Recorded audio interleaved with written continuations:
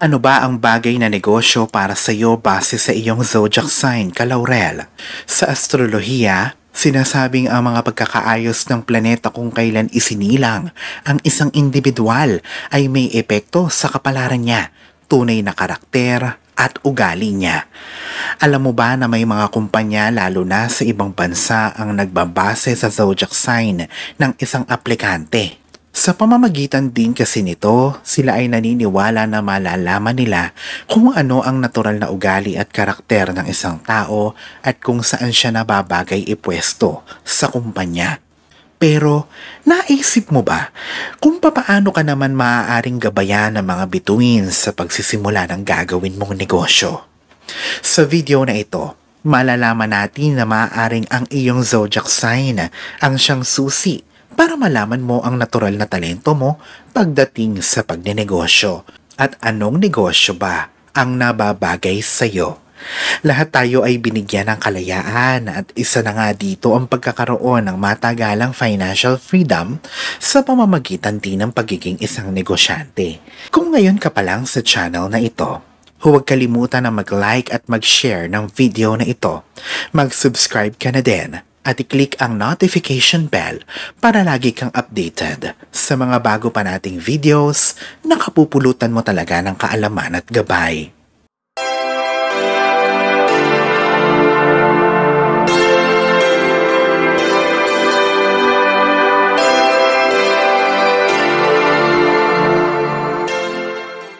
Malalaman natin ngayon kung ano bang bagay na negosyo ang para sa iyo base sa unique na katangian at ugali ng isang zodiac sign. Sa pamamagitan nito, ating malalaman kung saang negosyo ka ba mas lalago o aangat base dito. Kaya panoorin mo na ito, Kalaurel, at gawin mo na itong gabay sa pagpili ng negosyo na uumpisahan at gagawin mo. Aries, ikaw ang trendsetter. Ang mga Aries ay kilala sa kanilang malakas na determinasyon at pagiging mahusay na leader. Sila ay umuunlad sa kompetisyon at mahilig sa pagkuha ng mga risk o panganib. Ang iyong zodiac sign na Aries ay nagsasabi na maaari kang mag-excel sa mga negosyo na humihingi ng inobasyon at mabilis na matalinong pagdedesisyon. Ikaw ay mamuhunan sa teknolohiya, sports o events planning. Taurus, isa kang maaasahang provider. Ang mga Taurus ay kilala sa kanilang pasensya at malakas na work ethics. Ang iyong zodiac sign ay nagpapakita ng iyong abilidad ng paglikha ng stable at malakas na pagkita sa negosyo.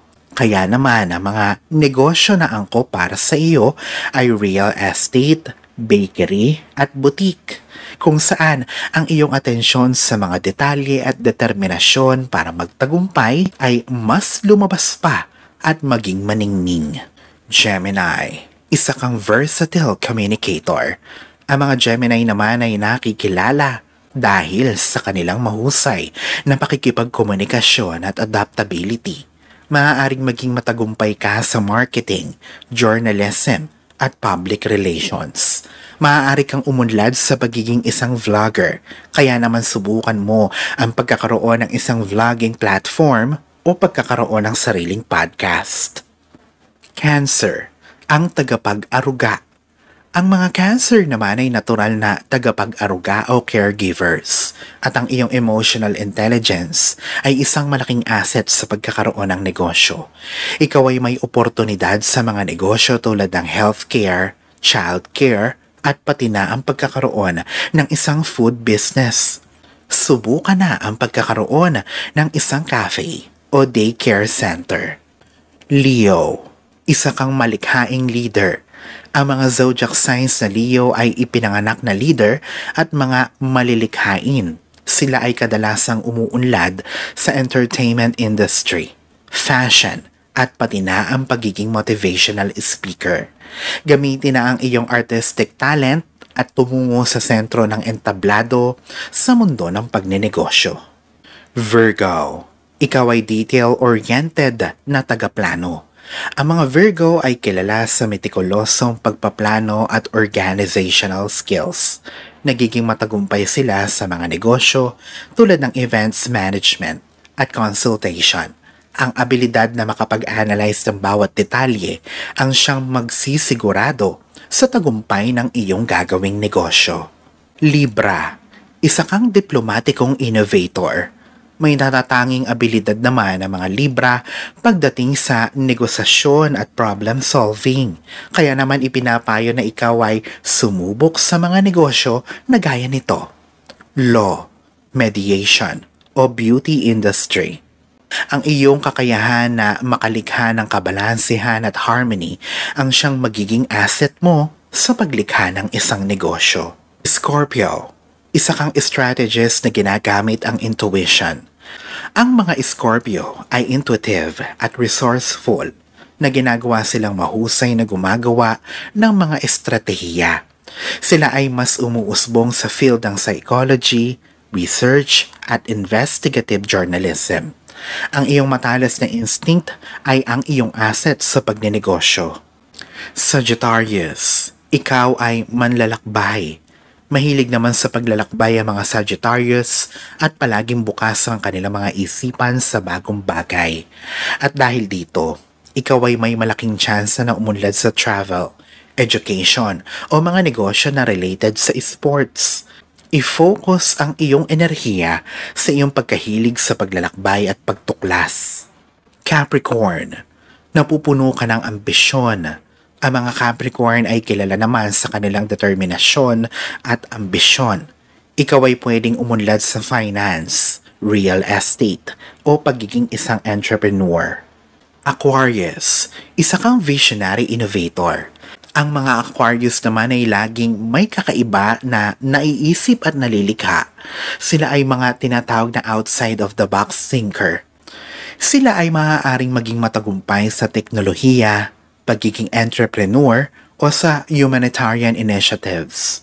Ang iyong abilidad na makalikha ng mga bagong bagay ay ang siyang magiging asset mo sa pagkakaroon ng negosyo. Pisces, ikaw ay malikhain at napupuno ng pangarap. Ang mga Pisces naman ay malapit sa arts o sining. Kaya naman ang mga negosyong nababagay para sa iyo ay related sa arts, musika o spiritual wellness.